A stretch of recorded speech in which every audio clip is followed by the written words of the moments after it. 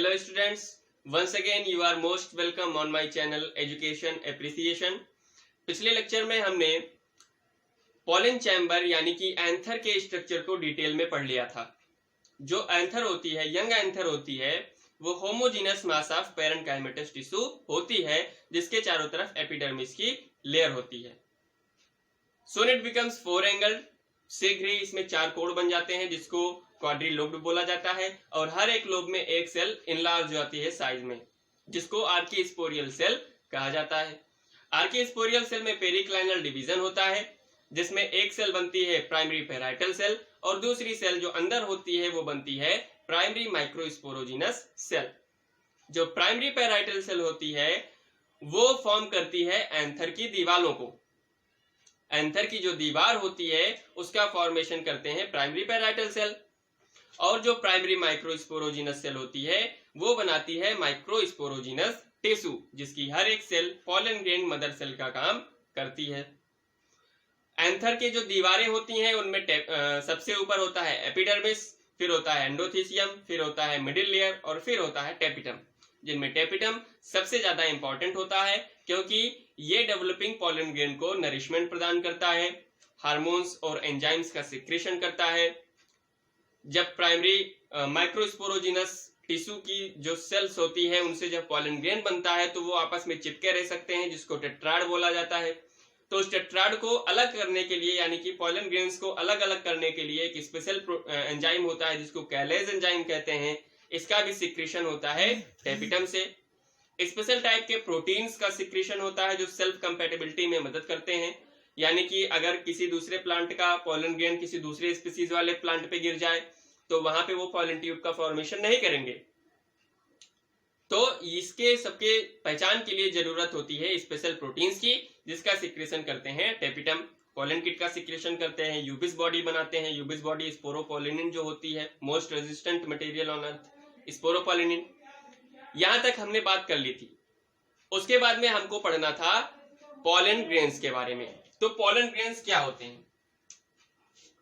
Pollen grains जिनको पराग कण भी कहा जाता है। पॉलन ग्रेन्स मतलब पराग कण।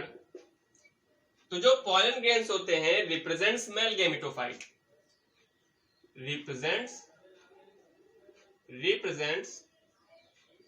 Male gametophyte, male gametophyte. ये मेल गैमेटोफाइट को रिप्रेजेंट करते हैं। हालांकि इसी में मेल गैमीट्स पाए जाते हैं। जो एक्चुअल मेल गैमीट्स होते हैं वो पॉलन ग्रेन्स के अंदर ही पाए जाते हैं और इसको मेल गैमेटोफाइट कहा जाता है पॉलन ग्रेन्स को। तो जो पॉलन ग्रेन्स होते हैं ये जनरली 25 से 50 माइक्रोमीटर होते हैं और स्फेरिकल होते हैं। स्फेरिकल होते हैं साइज में, यानी कि ये गोल होते हैं। स्फेरिकल यानी कि गोल होते हैं और इन पे दो लेयर पाई जाती है। एक आउटर लेयर होती है जिसको एक्साइन बोला जाता है और एक इनर लेयर होती है जिसको इंटाइन बोला जाता है। अब मान लीजिए कि ये है माइक्रोस्पोरोजिनस टिश्यू की एक सेल जो कि पॉलन ग्रेन मदर सेल का काम करती है। तो इसको मान लेते हैं कि ये पॉलन ग्रेन मदर सेल है। ये पॉलन ग्रेन मदर सेल है। तो जो पॉलन ग्रेन मदर सेल है इससे बनता है, इसमें मियोसिस डिवीजन होता है और इससे बनता है पॉलन ग्रेन्स। ये बन गए पॉलन ग्रेन्स, ये बन गए पॉलन ग्रेन्स। अब जो पॉलन ग्रेन होता है ये मान लीजिए कि एक पॉलन ग्रेन है। जो पॉलन ग्रेन होता है इसमें होगा अब माइटोसिस डिवीजन। इसमें होगा माइटोसिस डिवीजन। माइटोसिस मतलब कि समसूत्री विभाजन। इसमें माइटोसिस डिवीजन होगा और इस तरह का एक स्ट्रक्चर बनेगा। इस तरह का एक स्ट्रक्चर बनेगा। इसके अब माइटोसिस डिवीजन हो जाएगा लेकिन वॉल फॉर्मेशन होगा, इसमें वॉल फॉर्मेशन भी होगा। जो एक सेल होगी उसको बोलेंगे वेजिटेटिव सेल और जो दूसरी सेल होगी उसको बोलेंगे जनरेटिव सेल। और जो जनरेटिव सेल होगा वो वेजिटेटिव सेल के अंदर ही प्रेजेंट होगा। इसमें जो कि पॉलन ग्रेन था, ये एक पॉलन ग्रेन है, पॉलन ग्रेन है। पॉलन ग्रेन में होती है माइटोसिस डिवीजन यानी कि समसूत्री विभाजन।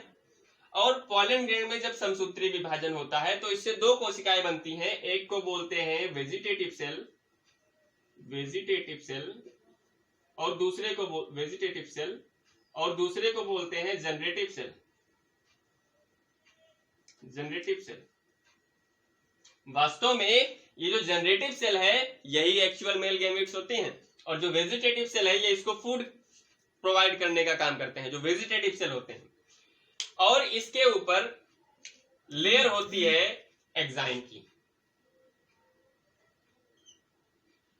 इसके ऊपर लेयर होती है एग्जाइम की।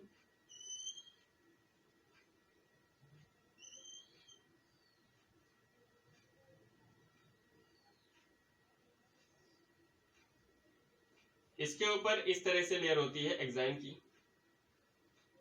काफी थिक होता है। और एग्जाइम जो बना होता है ये बना होता है स्पोरोपोलिनिन से। स्पोरोपोलिनिन जो है most resistant material on earth होता है।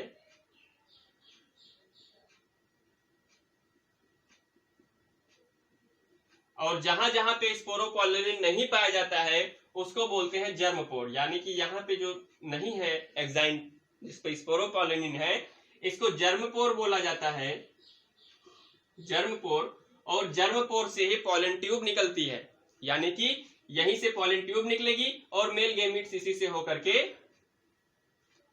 दूसरे फ्लावर के स्टिग्मा पे जाएगा।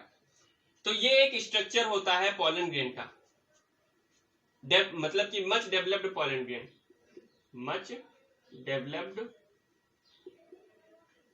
Pollen grain. ये एक स्ट्रक्चर है मच डेवलप्ड पॉलन ग्रेन का, जिसमें जो पॉलन इनिशियल स्टेज के पॉलन ग्रेन होते हैं उनमें माइटोसिस डिवीजन होती है। दो तरह की सेल बनती हैं, एक को वेजिटेटिव सेल बोलते हैं, दूसरे को जनरेटिव सेल बोलते हैं। और वेजिटेटिव सेल के अंदर ही जनरेटिव सेल प्रेजेंट होती है।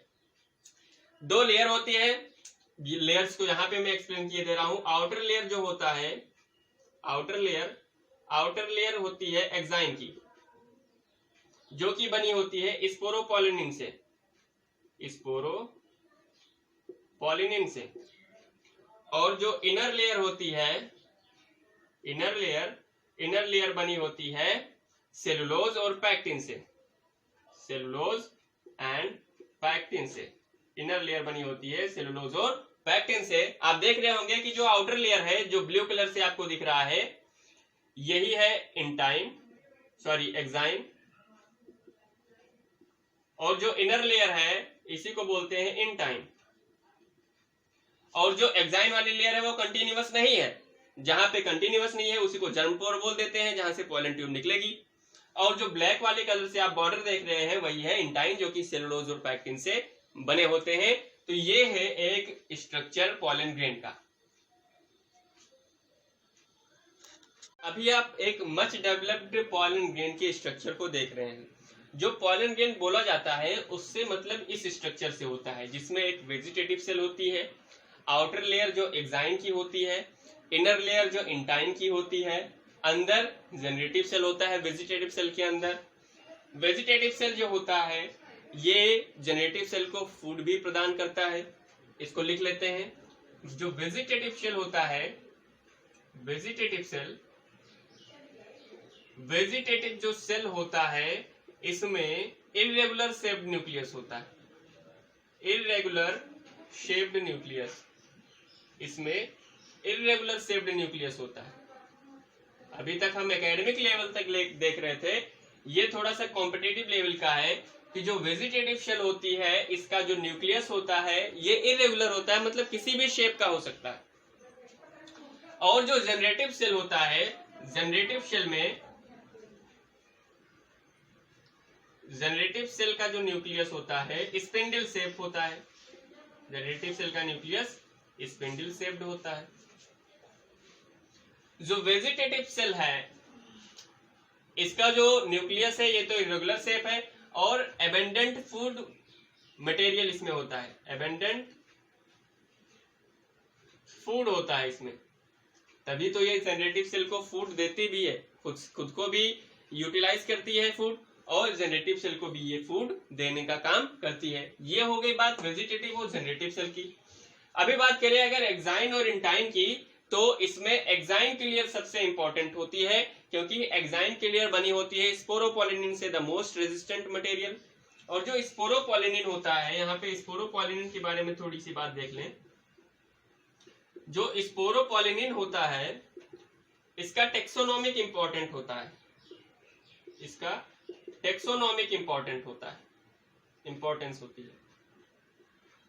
टेक्सोनोमिस्ट क्या करते हैं, एक्साइन को पहचानकर ये बता सकते हैं कि ये किस प्लांट की स्पीसीज का पॉलन ग्रेन है और कितने साल पुराना है। इसलिए टेक्सोनोमिस्ट इसका यूज करते हैं आइडेंटिफिकेशन में। किसमें? आइडेंटिफिकेशन में इसका यूज किया जाता है एक्साइन क्लियर का। और जो इंटाइन होती है, इंटाइन बनी होती है सेलुलोज और पैक्टिन की। ये हो गई। और इसको 2 सेल पॉलन ग्रेन कहा जाता है। कभी कभी 3 सेल पॉलन ग्रेन भी होता है। इसमें जो जनरेटिव सेल होती है वो भी टूट जाती है, 2 जनरेटिव सेल बन जाते हैं, एक वेजिटेटिव सेल और 2 जनरेटिव सेल हो जाते हैं। इसको 3 सेल स्टेज बोला जाता है, इसको 2 सेल स्टेज बोला जाता है।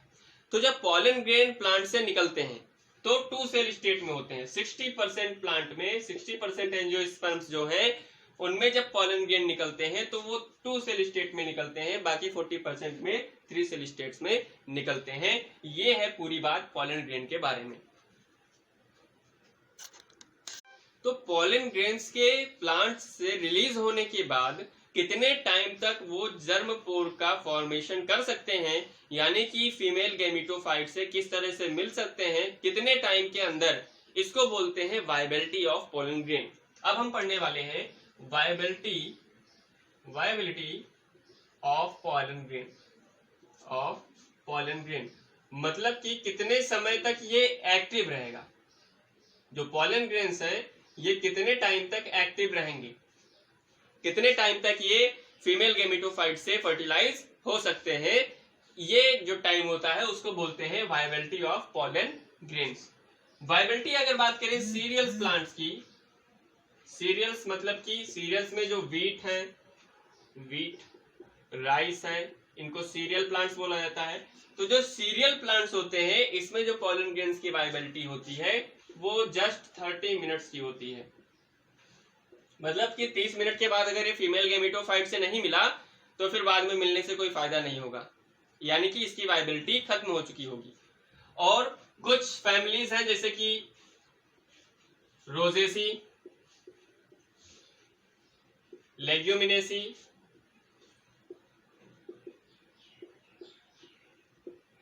रोजेसी है, लेग्यूमिनेसी है, सोलेनेसी है। इनमें जो वायबिलिटी होती है ये फ्यू मंथ्स की हो सकती है, मतलब कि कई सारे मंथ्स तक भी वायबिलिटी यानी कि पॉलन ग्रेन इनका जीवित रह सकता है।